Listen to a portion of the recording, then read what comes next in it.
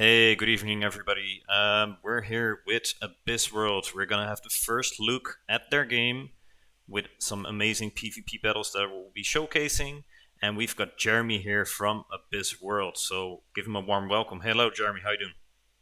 Hello, everyone. Hi, my name is Jeremy. I'm the CMO of Meta Game Studios, also the studio behind Abyss World.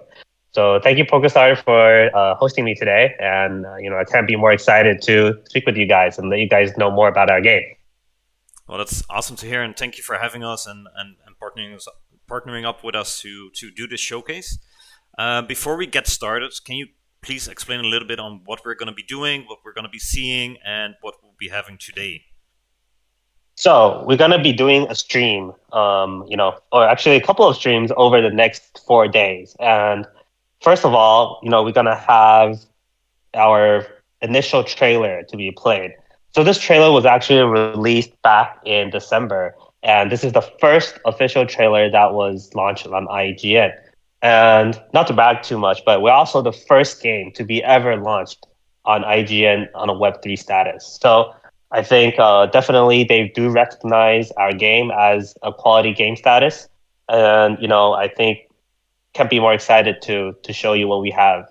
And first and foremost, we're gonna have our trailer to be played, and then we're gonna go into our next section, which is our PvP, so also known as PvP to a degree, because it is run by AI.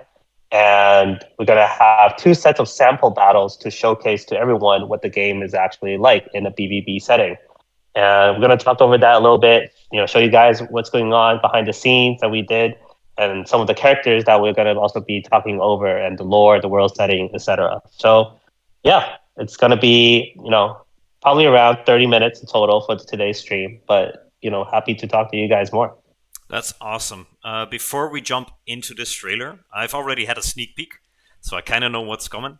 But can you tell me a little bit of what we are going to be seeing in this trailer? Like, are we going to be seeing the world? Is it battles? Like, what are you so excited about showcasing? So this trailer in particular is going to give you all of pretty much the atmosphere that's going to be delivered in this particular game. And it's going to include a few of the sneak peeks to our bosses and also just a tiny bit of the gameplay in the PvE world. So pretty much those three things are covered. And yeah, I think definitely, everyone, please take a look. Awesome. We'll jump right into it. I'll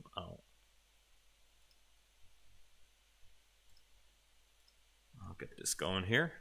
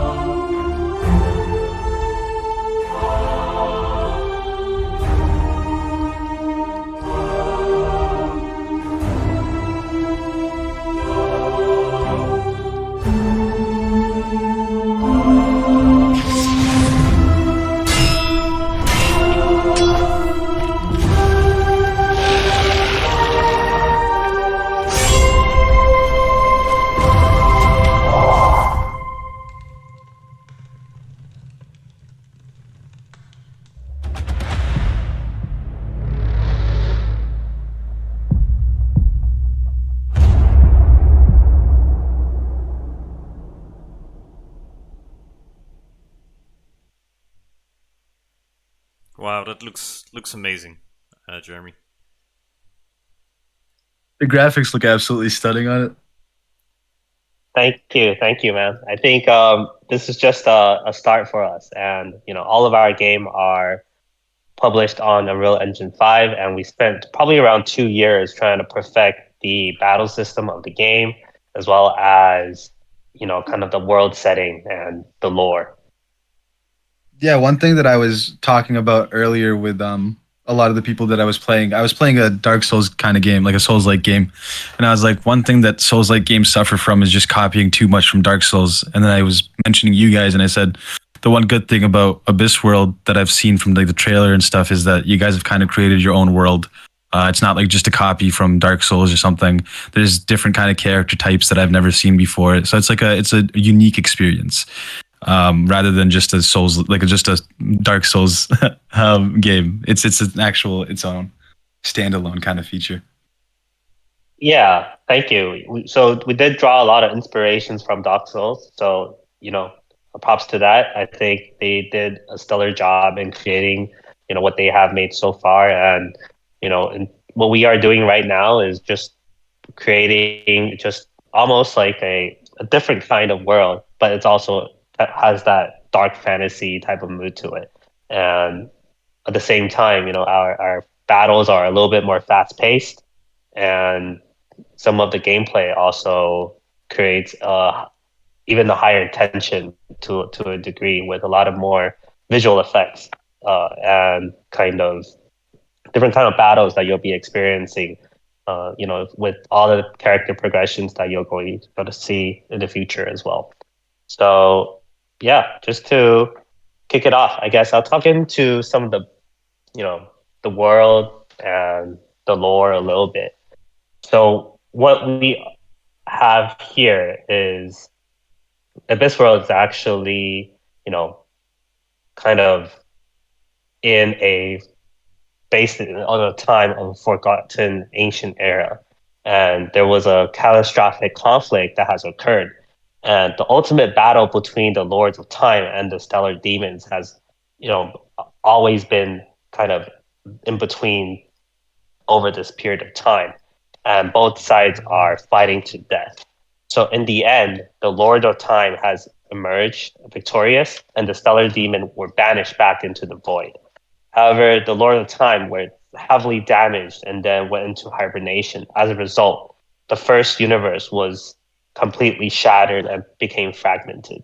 So upon then, the Stellar Demon have then returned, and then their broken bodies of the Lords of Time have yet fully to recover. So with only a few survivors struggling to survive, so the suffering and the torment and all the demon then have awakened the consciousness of some of the powerful lords who are determined to rebuild the fortress of time. So this then activated, you know, some of the lost souls of warriors. We can also call them heroic souls from the catastrophic time, and to amass strength and to fight against the demons.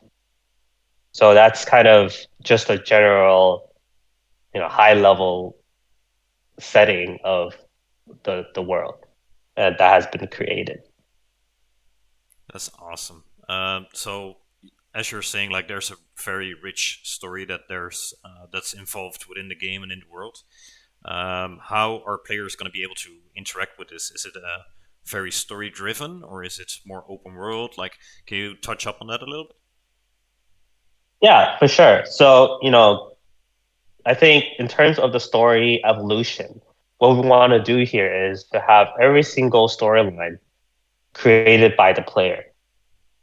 So there will be various channels available to create this kind of what we're going to do here is the world content here, and it will be permanently saved in this world. So all the decisions, all of what's going, some of the small interaction happening for each player, and all of the different kind of battle that are happening will impact the world permanently. So the frontline players who participate in wars, will determine the survival of the many worlds that, and will also leave a name of that will has permanently happened for these battles, and some of the many outstanding players will also be recognized in these battles. And if you also participated in the voting and deciding the outcomes of the future of the many events, your name will also be saved in these votings. And furthermore, if you are an explorer, we have a map that's known as the stellar coordinates tool that you can use to explore the edge of the universe. You will also receive a permanent, I would say, recognition based on the places and the planets that you have visited. That's amazing. So basically, what you're doing is you're building a world and a general idea of a story, and then the entire community and the player base is basically directing this story on where it's going to go and develop next. Is that my That's right. correct understanding? Oh, that's amazing. That's right. So basically, there will be a battle against two worlds. So I would say predominantly, all the players are part of the heroic souls, which the AI itself is part of the darks, the dark world, and the dark world will continue to infiltrate, and then it's the players that are together forming as a team that needs to conquer the map slowly and fight off these demons. So it's kind of like everything's happening real time, and all of these small battles will accumulate to a larger grand world setting that is being created here. That's amazing. That sounds really cool. Thank you. And for today, I know we are touching a little bit more on the PvE side of things in what we're just discussing. But far as I know, we're doing PvP battles, right? Generated by the AI. Yes. So today we're going to be showcasing PvP, or in our terms, we call it BVB, which means boss versus boss. Mm-hmm. So the BVB gameplay will take place in the time and space assembly, and this is a place for online gameplay, and there will be a mail or exchange center, a player plaza, etc. that's available, and players could participate in the arena when they're at this place. So the BVB gameplay is really where players could participate in a Coliseum battle, and there will be a war between two teams or two individuals.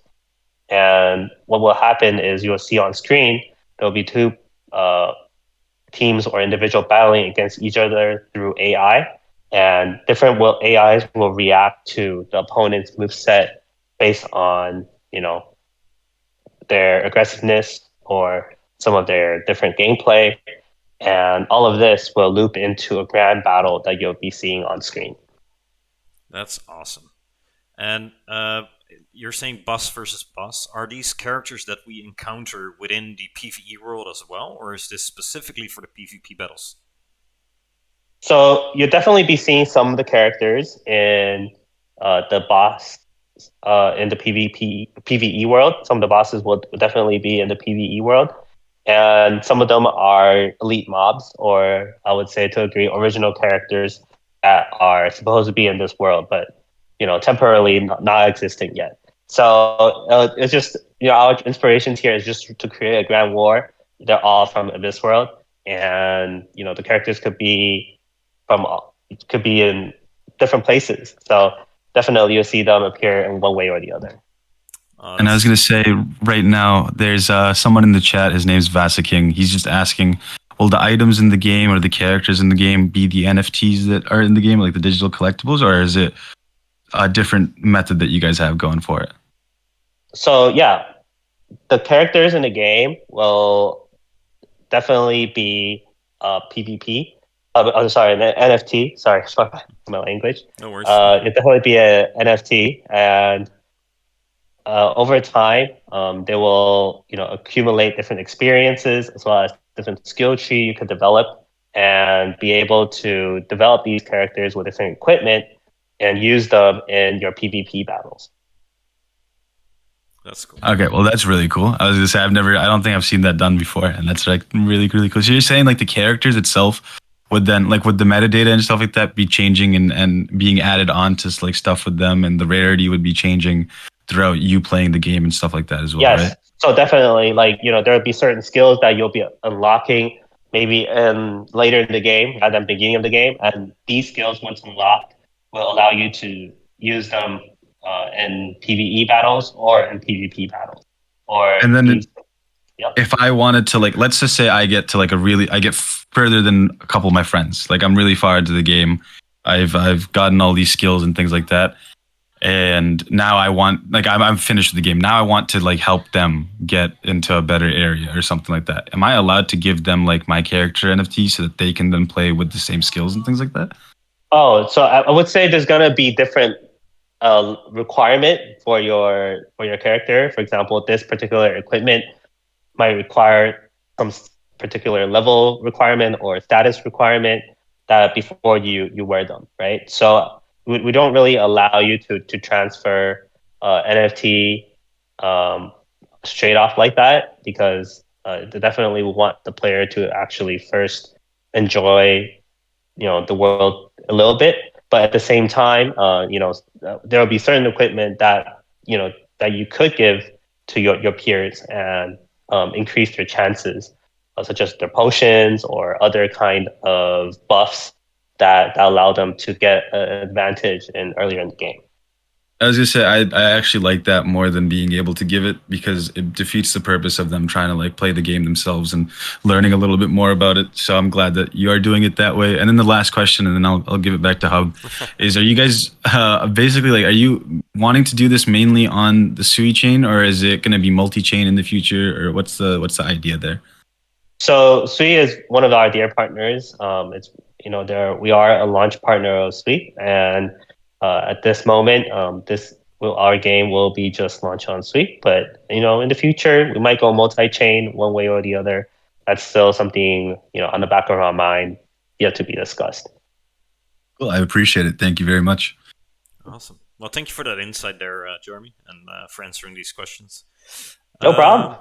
Before going too much into the game, we're gonna watch a couple of boss versus boss fights. Could you maybe explain a little bit of the characters that we're gonna be seeing in these fights? Oh, I think Hub's mic just rugged. Oh, did my mic just rig? There you go. You're we back go. now. I'm sorry about that. Technology. Jeremy, I was asking, like, we're gonna be watching some boss versus boss battles here.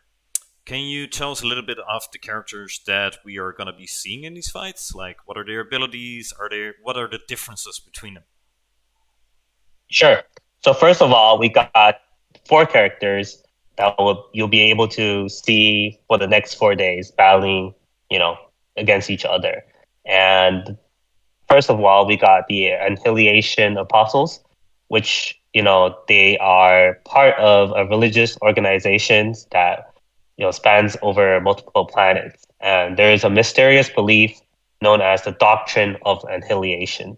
So that belief is that everything in the universe will eventually get annihilated and return to nothingness. So within this organization, there's a faction known as the Annihilation Apostles, who are the most loyal followers of the organization and deeply influenced by this kind of teaching. And they believe that annihilation is a form of liberation and redemption.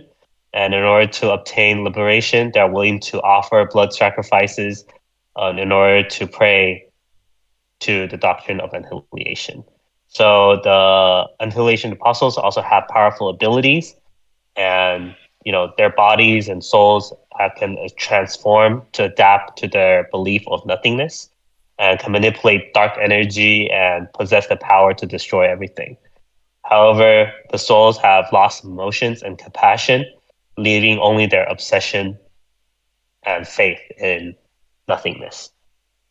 Oh, that's really So, yeah, that's something that our producer Max, have spent creating these kind of backstories and part of the world setting, over the last 2 years, just to create a grand universe that that players could read into and get to know his character, and just create more kind of lively characters for players to really create a connection to, and that will grow over time by the character development. I think that's what we want to see. Hmm. For sure. And what is he wearing? Because I see like a big shield, I think it is, on the back. Yeah, so there's a big shield in the back, and uses a blade that most of the time. Cool. So he's probably mostly using a bit of magic and to a degree some kind of close combat. It looks awesome. And I see three other characters. Can you tell us a little bit about those as well? So next up, we got the Iron Doctrine Executor. So he belongs on the edge of the first galaxy, and there's a war organization known as the Steel Doctrine, and the belief that the essence of life is indestructible, and holds eternal power. So under the Steel Doctrine, there's a special force unit known as the Executor, who represents the doctrine and has a mind and body that is unbreakable as steel. Mm. So, in the special mission in the beginning of the game, players will find him on a frozen planet. So, in this mission, player can find different goals and various tasks to do. And the ultimate, mission there is that they will have to carry out a secret war plan to defeat the enemy. But eventually, it turned out that the plan has failed, and his hometown and the enemies has disappeared into, an endless ice age. So he was accidentally frozen there, but he did not die and became the last remaining remnant of the Steel Doctrine Oh, organization. Yeah. that's cool. Very cool. And are we gonna see these two fight first, or is it gonna be a setup of different bosses here? So I think as for today, we have planned for the battle of the our Iron Doctrine Executor as well as the Locust Swarm. So I think that will be coming up um,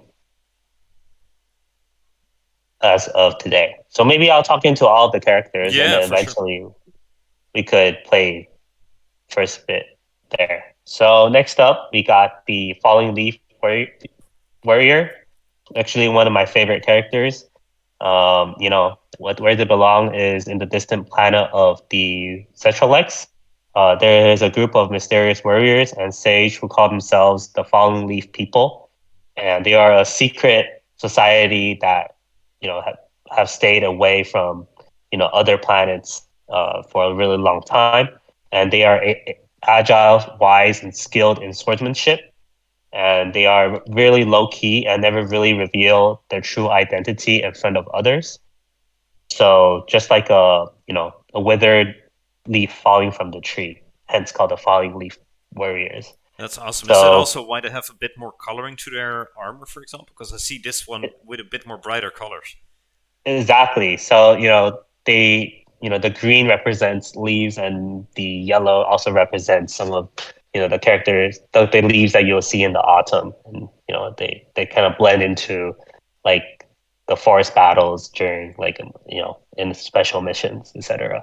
That's Yeah. awesome. Looks cool.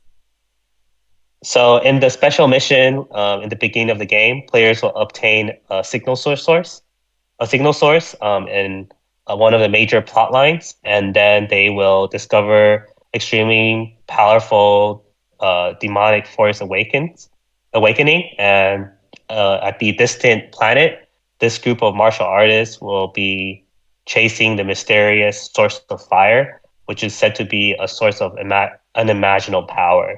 However, players will eventually discover in that mission that the so-called source of fire is actually a demonic star that has been left many years ago. And when it awakens, it will devour the whole entire planet and become a demon on a planetary level. So in the end, player that will be implanted with a virus, and eventually it could awaken and causing it to be destroyed. So afterwards, one of the warriors will help the player in the mission to choose to join their group in pursuit to find the truth. So that's kind of the backstory of this particular character, and you'll also be able to see them in the game in the beginning. That's cool. Sounds really cool. I like all these different backstories and all these different belief systems, and I think Max is doing an awesome job with that. And I can't wait to see this come into fruition. Like, really cool. And lastly, we got the lonely locust, also known as a locust swarm, a swarm of locusts. They are from another distant star, from the dispersal star, and there lives a strange life known as the solitary locust, also known as the swarm of locusts. And they believe in destruction and domination with the goal of conquering the entire planet. And these alien monsters have powerful strength and fierce in nature, as well as intelligence and strategy. So these elite individuals of the solitary locust possess even more overwhelming strength and speed, as well as high intelligence that could enable them to make quick decisions in response to crisis and battles. So this is also the reason why they are able to survive alone in fierce battles.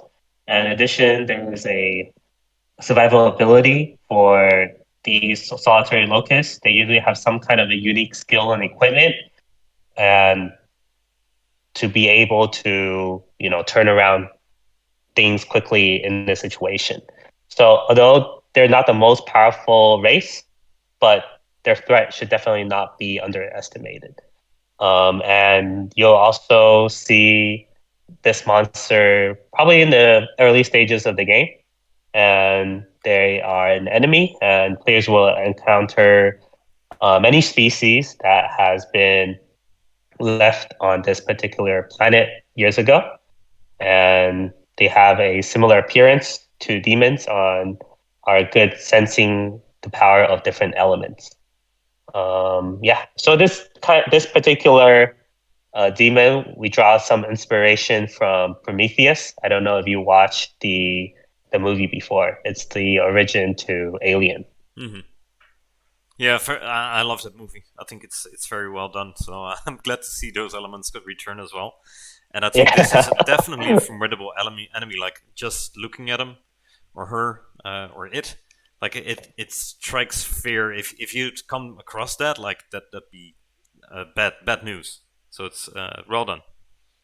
Definitely. So then I guess we should get started with today's battle. So although we're not doing anything in terms of our event as of today, but we would just like to showcase everyone who's on stream right now what the PvP will look like. So let's get started. Yeah, and quickly before we head in, you will be able to vote for your favorite characters over the next coming days.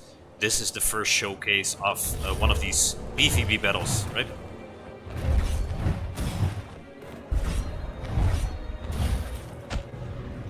We here see the Iron Doctrine Executor wields a large blade and does a lot of thrust attacks.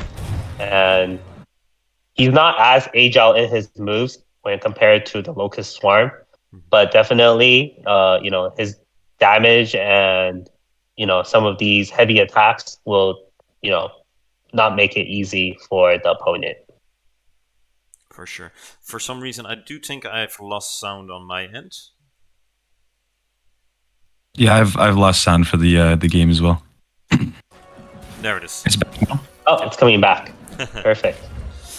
So we really see the quickness here of the Locust Swarm moving around. But yeah, and then they also possess some kind of elemental damage. I think in a few... Oh, look at that. That whirlwind attack. Definitely left some real damage there. Ooh, see right there, you see the elemental damage, that magic. Yeah. Definitely not a pushover here. Oh. Look at Damn. that. Look at him So fly. That guy went flying, dude. that went way too far, man. Ooh, that was one big hit. Jeremy, a quick question. Like, I see the timer up on the top, 199. It starts off on. What is the longest battle between bosses that you've seen happen? So we test this. Some of the longest battles are actually very long. Especially, we have to tinker around with some of the different like health bars for some of these boss characters, because even though we have set them originally in the PvE mode to be this particular health, I would say number, but in the end, like if you're on a PvP setting, it's hard to just kind of get a kill from these bosses due to their massive health bar. So we do have to kind of work around with that. So like a situation like that would probably take over 3 minutes, and then the timer will definitely hit, or your character will probably get destroyed before then. So yeah, we've seen battles over 3 minutes.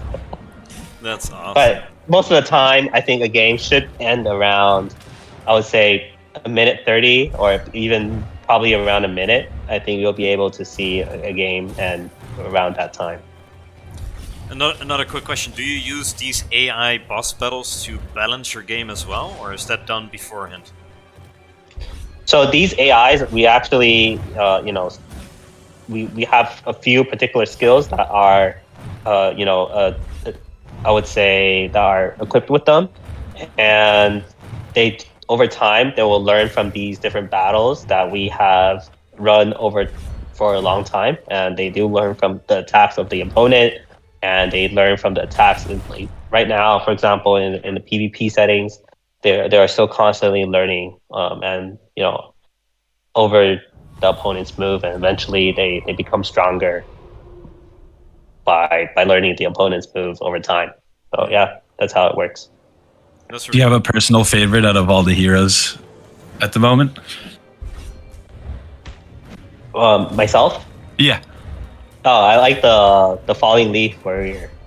Okay, I was gonna say because probably for Hub it's probably Locust or something like that. Hub likes those fast characters that are agile. Just from any other game that I've played against him. So I know that I'd be the heavy and then he'd probably be Locust, and for some reason he'd win all the time.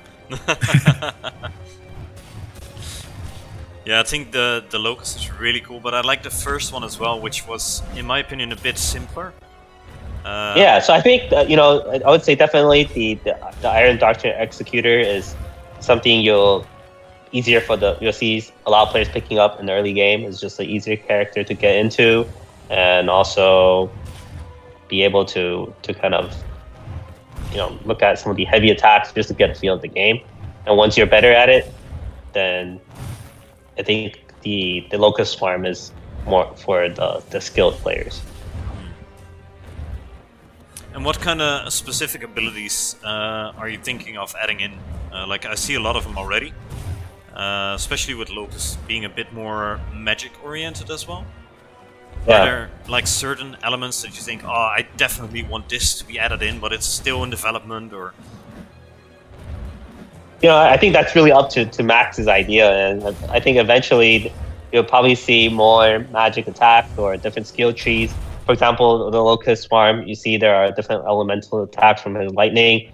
I think if you went for that route, definitely you'll be able to unlock more skills in that particular skill tree. And if you just want it to be more agile, I think they'll have another skill tree for that particular type of players. So yeah, I think it really depends on your play style.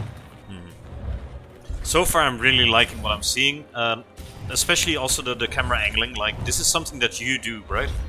Yeah, so we have 6 different angles that you could switch around just to create a more immersive kind of experience for the viewers.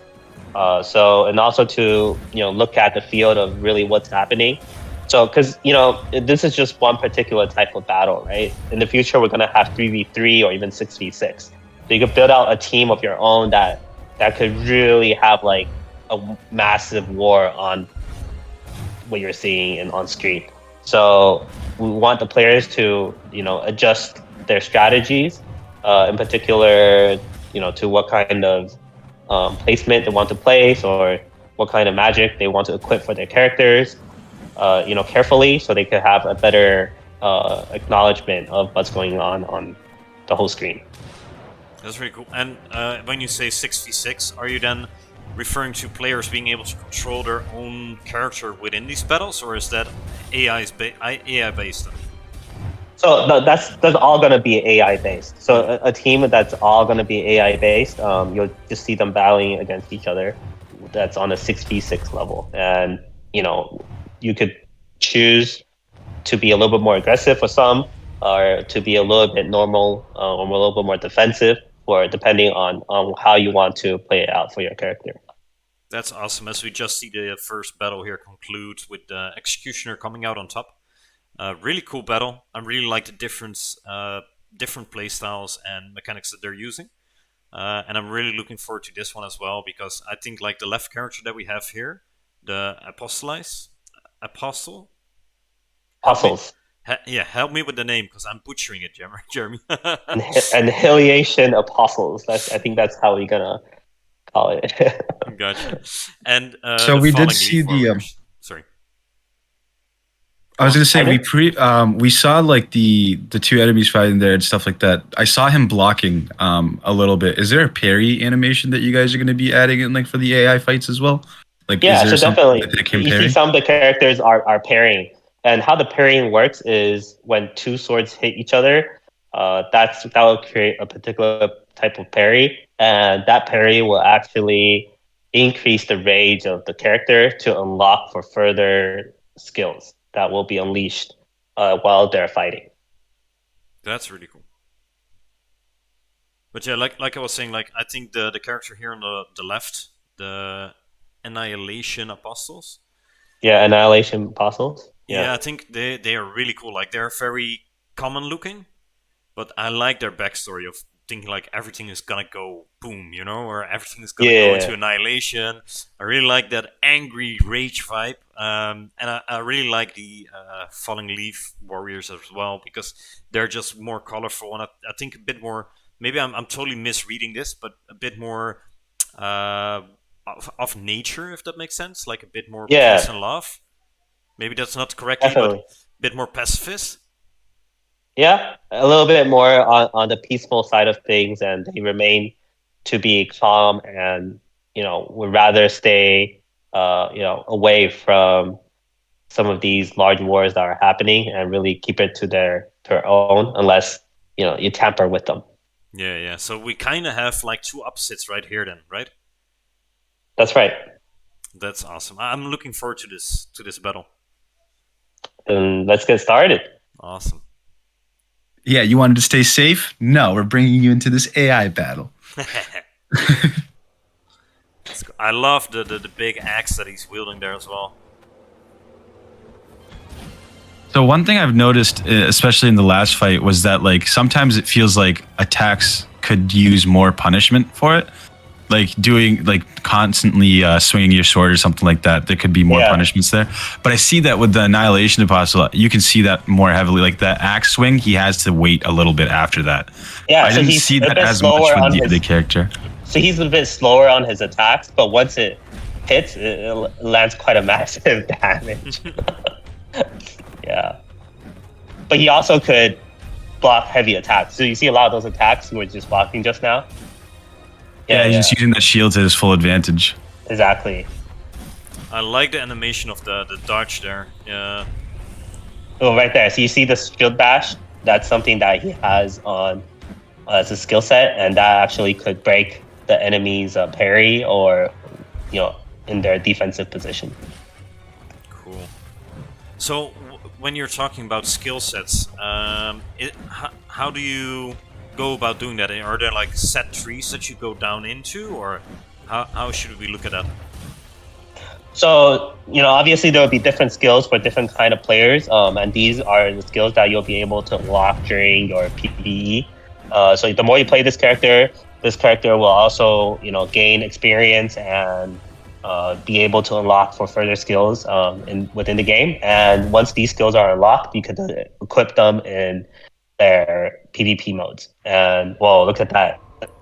That was a hefty battle right there.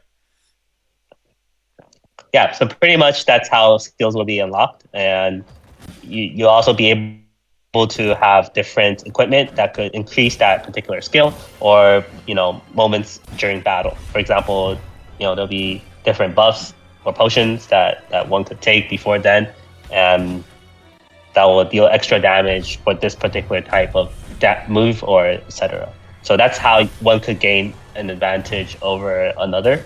So, but at the same time, all of this are fully depending on statistics and to a degree, just how AI will play out by itself. And I think you touched upon this already, but there will be different weapons that you can equip as well, right? Yes. So the equipment won't be like, ranging too far. I would say in terms of, for example, if you see the Annihilation Apostles, he's mainly a heavy weapon holder. Then he wouldn't be able to hold like a mage rod, for example. That's not something that's for him, right? So that's we'll have another mage class that will be coming up. But as for now, it's just these kind of weapons and equipment will be tailored to their specific type of movesets. That's cool. And will these weapons have like certain abilities attached to them, or is that solely character based? So that's solely character based. So all these type of equipment will be unlocked just for your characters. And if you were to hop on to another character, you'll then be able to unlock other, kind of equipments that's for that particular character, for example. Very cool. So far, it seems that our fitting Leaf Warrior is having the upper hand in this battle here. Yeah, definitely. I think his swift movesets are definitely, making more efficient. It is very cool to see, though, that each of these classes or characters have their own unique way of moving about, not just the fighting, but also their dodging and their rolling. It's really cool to see that's even unique to these classes. Oh. Wow, I think. Yeah, I really like that the spin like jump roll thing that he does, dude. It's so sick. Yeah, I think whenever the Annihilation Apostles trying to hit him really hard, he just does the little quick spin away thing and just get away with it.